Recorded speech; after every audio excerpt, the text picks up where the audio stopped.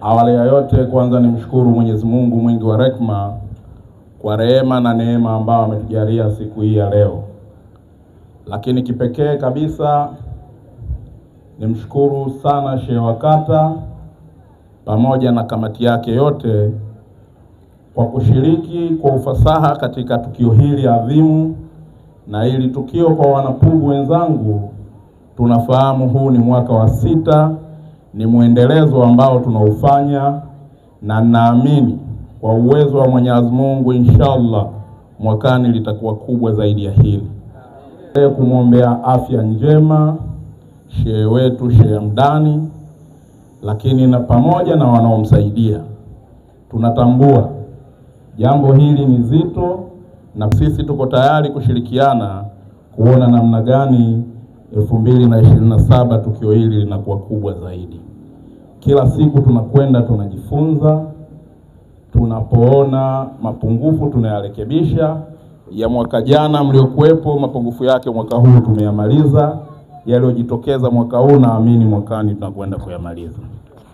Lakini shukrani za kipekee ni washukuru sana madiwani wenzangu kwa kuja mnazo shughuli nyingi katika kata zenu, lakini bado mkaona umuhimu wa kuja kwenye kata yangu ya Pugu.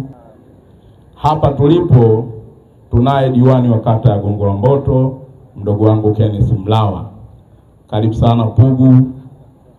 Lakini na umuhimu wa kuja hapa, Mwenyezi Mungu akulipe mbadala. Mimi ni baba, huyo ni mtoto wangu.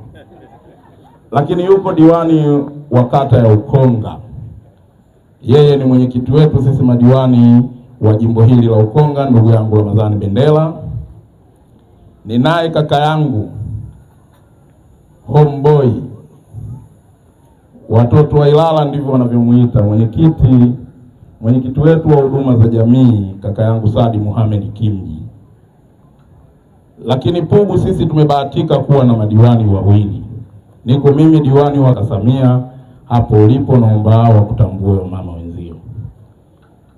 Ndugu zangu, kama mnavyojua kazi na utu, sisi ni wauza duka, lakini yuko mwenye duka.